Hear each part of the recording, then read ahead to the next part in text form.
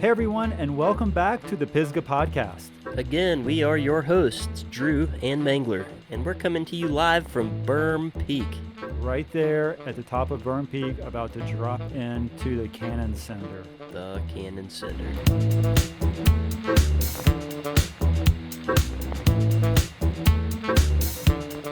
So, have you got any news or updates from the past week? Well, fortunately, you and I got to do a corporate retreat mountain bike ride with our friend Tim Haggerty from Norco. We actually rode on some south-facing dry trails in the upstate South Carolina region, so that was good. Yeah, it was good to have a corporate retreat, and those trust falls make me feel way better about work now. Oh, yeah, for sure. And then I attempted to ride at Canoga on Saturday. Freeze thaw was pretty much killing most everything there, and so I kind of started avoiding a lot of the other trails and just stuck to like the new Double Black Tech Trail and Paint It Black, and had a good time. But you know, the freeze thaw was going in hard on Tortuga towards the end. Yeah, I could see that there. But that's kind of the good thing about a bike park too, is that the maintenance schedule is way more on top of things, and they have a plan for it. So, you can go out there and ride in those conditions and not have to make it somebody else's problem and feel bad about it because you got to pay to go. Yeah, Callie did voice some slight disconcern for winter freeze thaw destroying her trails while we were pedaling up. I think her phrase was, I hate winter! Who can blame her? Winter sucks. Yeah, bless her heart. Yeah, so, I was thinking about this. So you and I both have pretty steep yards. Probably a little too steep to have a private pump track in your yard, but have you ever considered building like a trail feature or a skill spot in your yard? Yeah, Jessica and I have looked at it. We are on a little less than an acre here, and it is steep. It drops probably 60 to 80 feet according to my most precise topo map that I have. And there's definitely some options for cutting in some stuff. The problem with my neighborhood here is a couple of years ago, like one switchback down from me was a huge landslide that took out the road and like blocked people up on the mountain for a couple of days. So I'm kind of hesitant to throw a shovel in the ground in certain spots. So I haven't really like gone down that road yet, but I've definitely eyeballed a couple of spots to at least have like a little line to, test the brakes out, or a little technical climbing feature or something. Yeah, I was thinking about it too, and my yard's about 40 to 60 feet draining off to the back. But, the more I got to thinking about it, the more I realized that even if I had a more friendly yard to build in, I'm thinking that it might not be worth the effort. It just looks like a lot of work, and it might be better spent working on actual trails or even going out and riding. That's exactly kind of what my thought was too. Like, I could put in a bunch of work here in my yard to get like 50 feet or 100 feet of trail going when I could just volunteer that time to work with Pisgah area Sorba or something like that. Yeah, for sure. But I guess the advantage to it would be that you would always have a spot to ride in. But, for me, I'm not even sure that that's even always a good thing, because if I just had to go out of the back door to go ride, then I'm not really sure that I'd be that motivated to go somewhere else and ride. And as much as anything, mountain biking for me is just, it's a getaway. It's something to go and do and to leave it all behind and kind of have a release.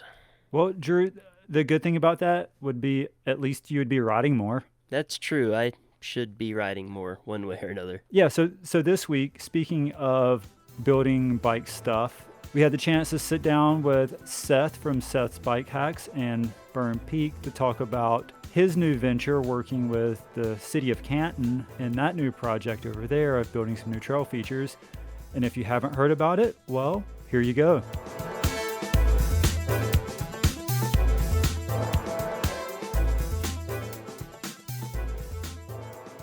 All right, Seth, thanks for being on the show. I know you got a lot going on, so appreciate the time. What was it that made you want to start a bike video YouTube channel in the first place? Well, what's funny is I never intended on starting a bike YouTube channel.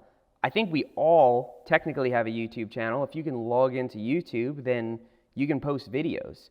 And a lot of people do post videos. They just put something up there so they can send it to their friend or whatever, and they don't really intend on making something that a wide audience is going to watch.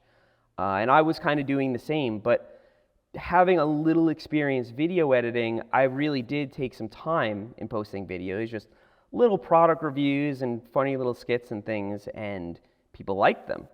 And they kept coming back. And at the time, I didn't really log into YouTube and subscribe to stuff. I thought that all of YouTube was just cat videos. I didn't know there were people that did it professionally. And so I kind of learned that through people commenting on my videos, like, this is awesome, can you post again? When are you going to post? What's your upload schedule? And I'm like, what's an upload schedule? So eventually I figured all that out and I learned about YouTube. And when people validate something that you created, it's a really powerful motivator. And I think that's what fed into it, I first discovered your channel because I was going to Hawaii on a trip, and I'd kind of went back and forth on taking my mountain bike. And so looking at your channel, I discovered this Hawaii video, and I was like, okay, this guy's doing like good content. This is quality production here. So it got me wondering, like, does this guy have a background in video production? So what was your background that got you into it, to doing good stuff?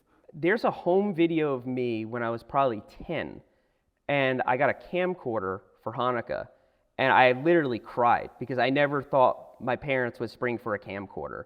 They got me a really basic one, and because I really wanted to make videos, I'd use like my parents' camcorder, and I would hook it up to the VCR with a bunch of cables and cut out the things I didn't want, because I'd look back at things I would record and say, I don't want to watch this. I want to cut out this part and only have the good stuff.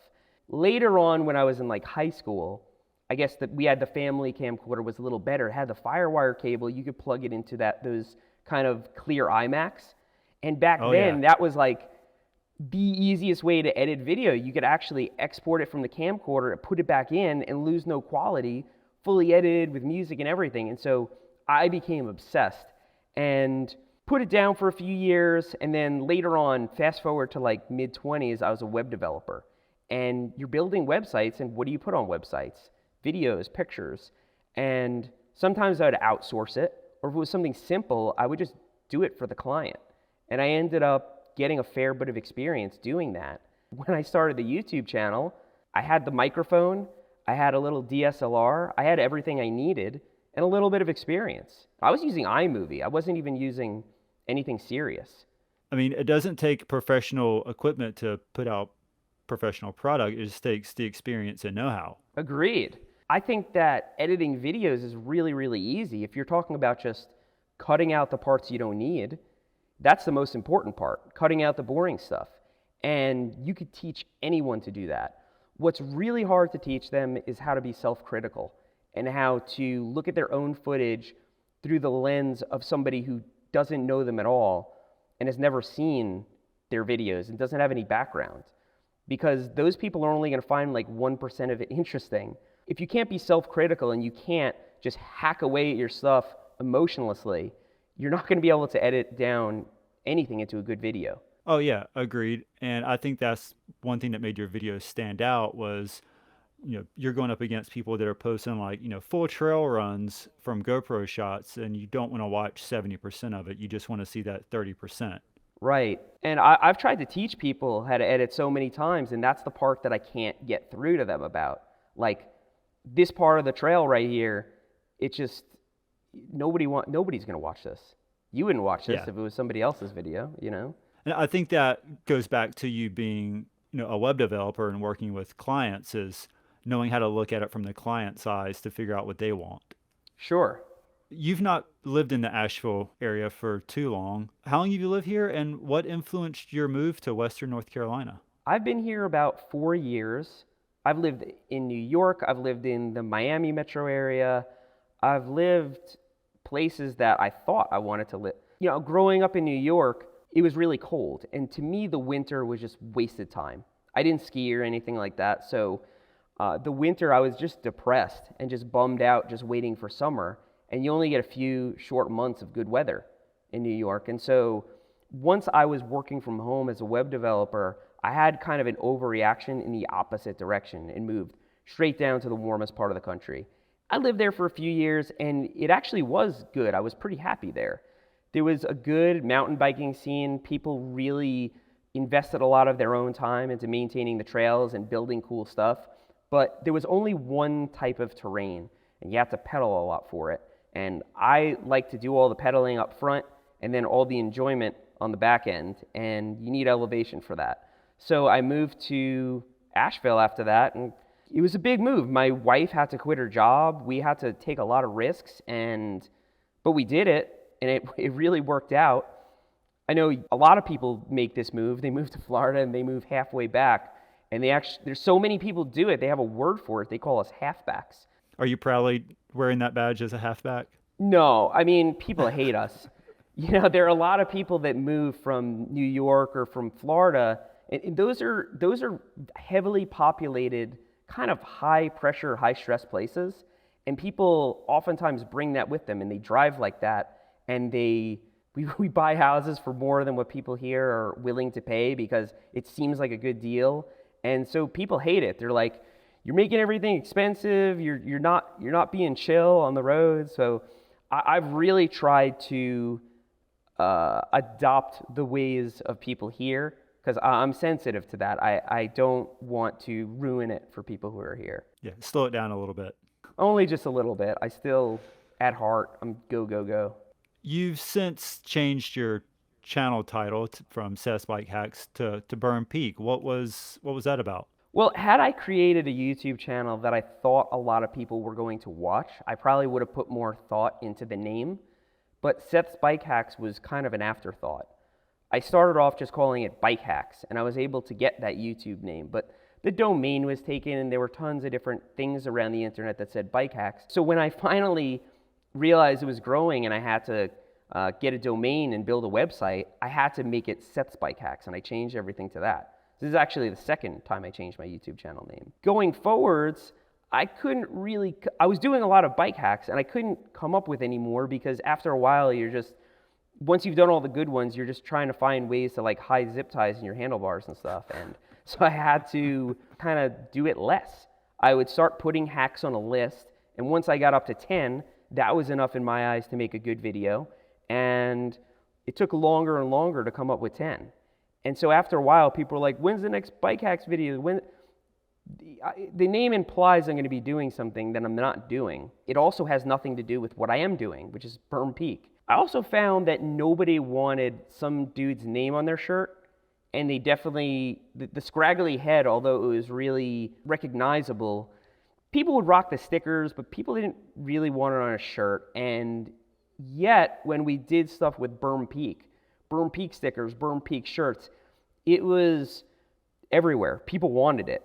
People thought it was so cool. It was outselling the bike hack stuff. And not that everything's about money, but it's an indicator of what people were taking to. And so I thought it was a little bit of a step back to change everything to Berm Peak, but a good long-term decision because it makes more sense for the channel. It's more recognizable, and it just appears more professional.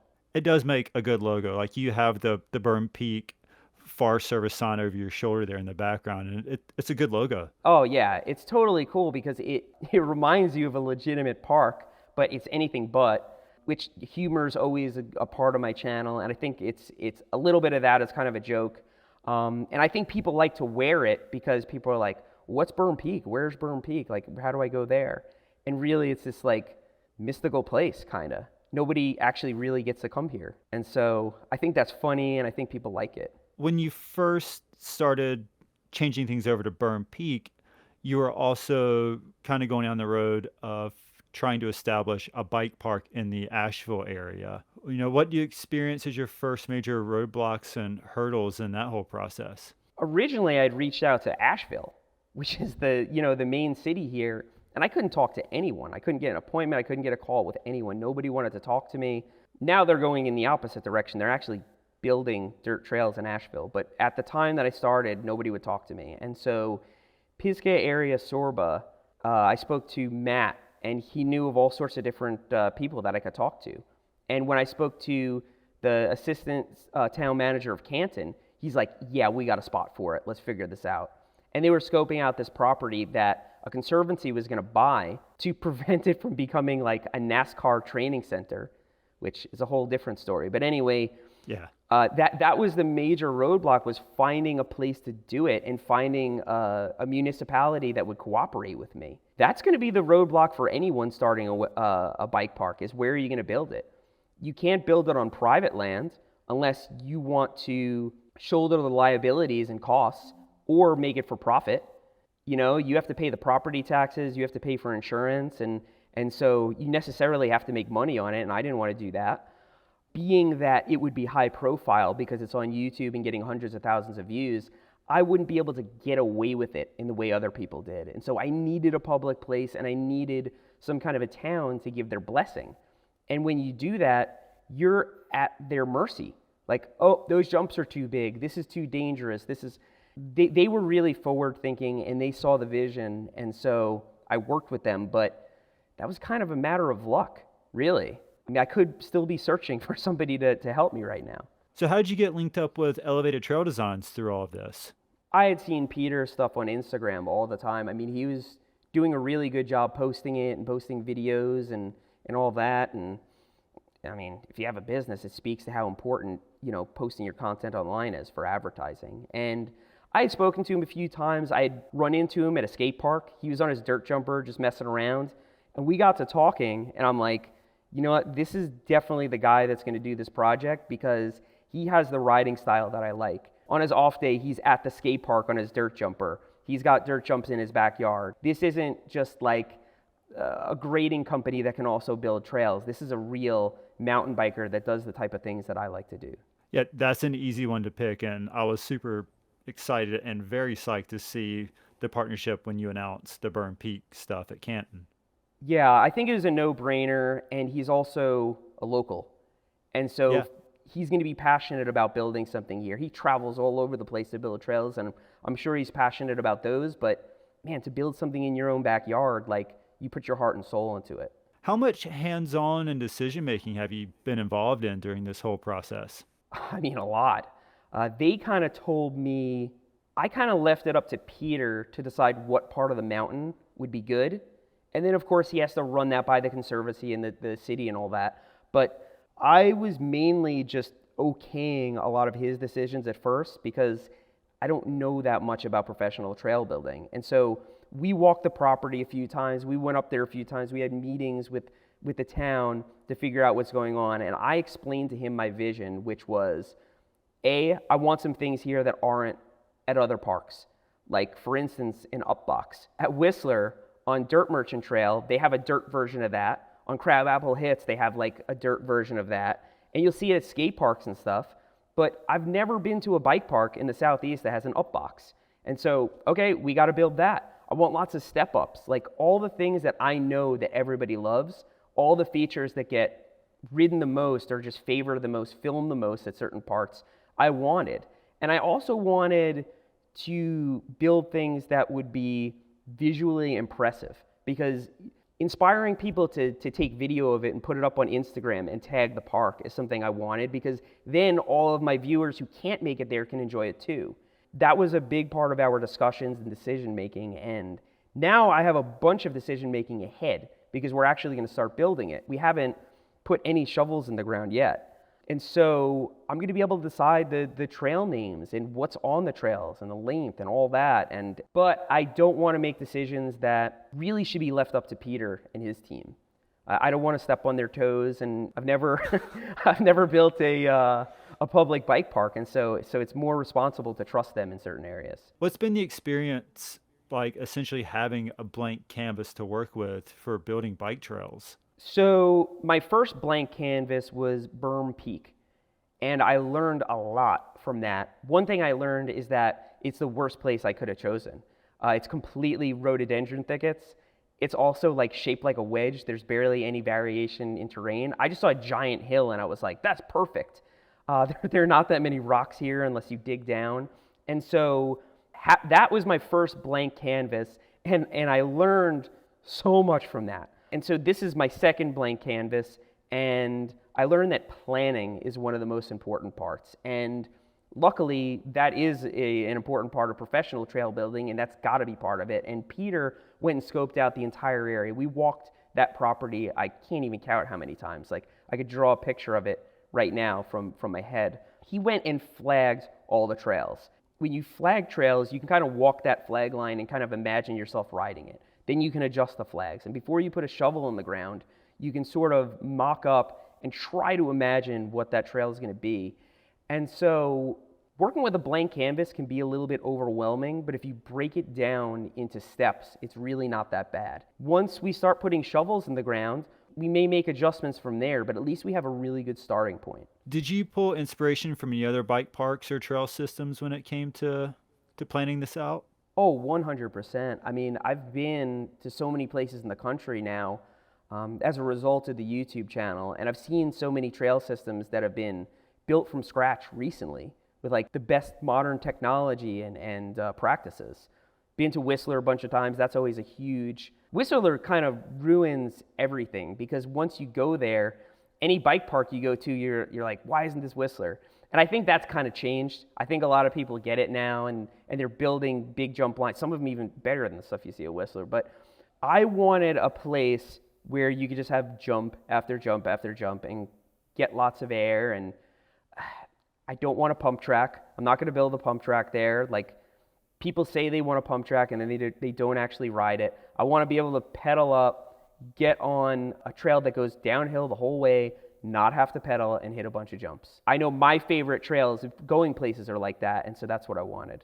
So you have some BMX background, right? Sure. As a kid, I mountain biked a little bit, but Long Island doesn't really have that much mountain biking, or it didn't at the time. And BMX, I mean, all my friends were doing it. You can go off of jumps. You can go to a staircase and have fun. And so my whole childhood, I was a quote, serious BMXer. I don't think I was a serious mountain biker until later on in my life. You mentioned something that kind of touched on me where you want to drop in and not have to pedal. Yeah. As a previous BMXer, you know, like when you go to a jump line, like the key is to not pedal. Like you get called out for pedaling in between jumps. You do. You do. You get called out for it. And it's also, it throws you off. Yeah. It's just bad riding, you know, not just because it doesn't look good. And that's a whole different part of BMX, you know, the whole fashion show part of it. But it's also just bad for yourself. You're trying to set up for the next jump so you can bust a trick or do something. And so pumping and not having to pedal is a big part of it. And so when I started mountain biking, I craved that because it was what I experienced as a kid. It was joyful. How do you think this is going to change the riding scene in like the Asheville, Western North Carolina area? I think before the Riveter and Cayuga, Colo was the only bike park in the Asheville, you know, central Asheville. And I think they were afraid they couldn't make money from it because they kind of placed more of the emphasis on zip lines and things like that at that park. It was like an adventure center. And now they're building all new jumps and the place is becoming awesome. And I think that's because they saw an increase in people on dirt jumpers, an increase of people wanting to do it. And that all kind of happened at the same time. The Riveter got built. That's a private park. People are paying to go there. Colo, that place is completely slammed every weekend, and people are gladly forking over cash to go there. So if people are willing to pay to ride that, of course they're going to be willing to do it for free. And so to me, it's a no-brainer, but to city planners and maybe people who don't ride mountain bikes, it's not so obvious. And so somebody needed to do it first. I think once this gets built and everybody sees how successful it is, different towns circling Asheville are going to start to do the same, or they're going to recognize that doing the same might be a good idea.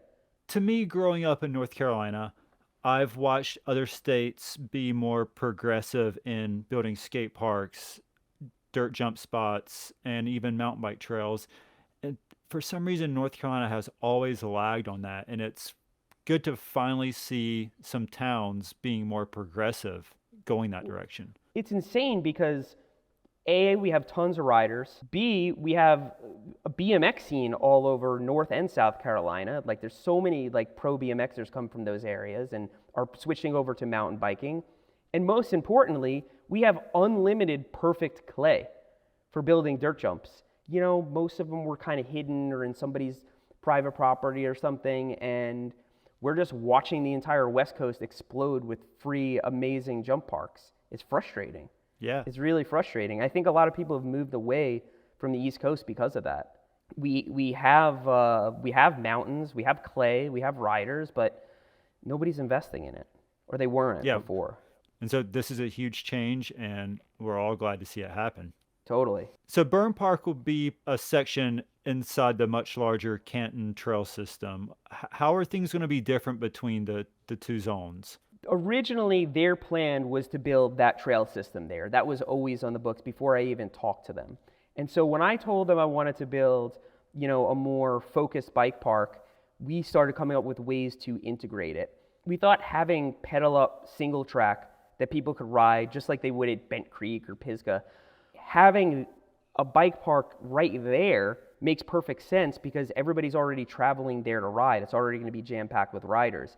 And they agreed to build the trail system in such a way where all the trails kind of converge at the bottom in the same place, which is the top of Berm Park. So after you've gone for like a real ride where you really climbed and you really rode single track, you can come out and sort of do a celebration lap at Berm Park and then do another one if you want, endless party laps after your ride. For that reason, we're building Berm Park for trail bikes. We're building Berm Park for the bikes that are going to be up on the mountain. We're not doing a dirt jumper specific park or a BMX specific park.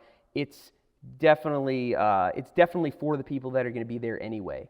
And that may improve some people's skills. I mean, let's say you're not much of a jumper and you ride that main trail system, and now you can start going downhill again on maybe a flow trail or something and start getting a little air each time and eventually step up to the intermediate jumps and, beyond.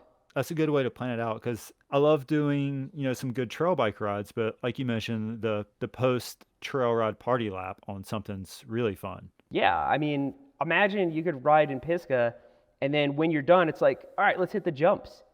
We can't do that right now. Like, that would be amazing. We're going to have that soon. Yeah, you're making it. Kind of, part of it's I want to give back to the community, but I got to admit a little bit of it is just selfish. Like, I want to have access to that. Do you guys have a construction timeline in place yet? We do. I'm not making that totally public because I'm padding it. Okay. What I told the viewers is not the real timeline. The real timeline could potentially be a lot quicker. Knowing from project management and web development, when you're depending on other people, subcontractors and things like that, you have to account for error or weather or who knows. And some things are just totally out of your control. We could have the rainiest spring in 200 years. We don't know what's going to happen. And the second I say I'm going to build a bike park, I'm going to get messages like, is it done yet? How much do you see yourself being involved in the actual build of the trails? Not much. I think if you've ever seen a professional trail build go down, 90% of it's done with a machine, which you need a skilled machine operator for. And then you have finishers, and one machine operator and two finishers can do more work than 100 volunteers who don't necessarily know what they're doing. They've never built a bike park before. And while it sounds great, let's get the community together and build this, it's not that efficient. And so the parts that I'm going to be involved in are the parts at the top where people can hang out. Maybe a little skills skinny course, a seating area, bike repair station, things like that.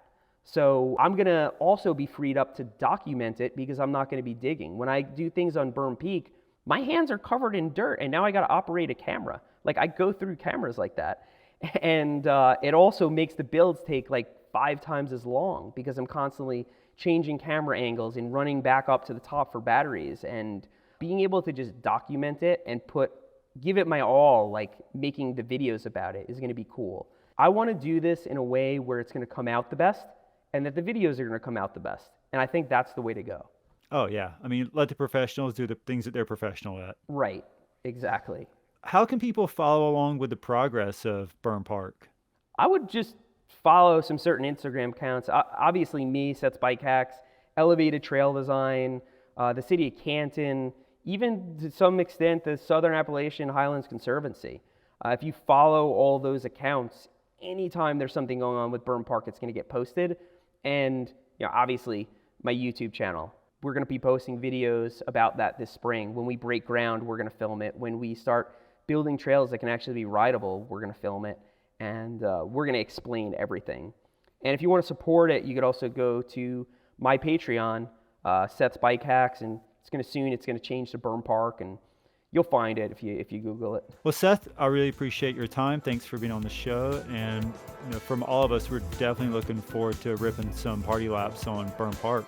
Oh, I'm looking forward to it too, and thanks for having me.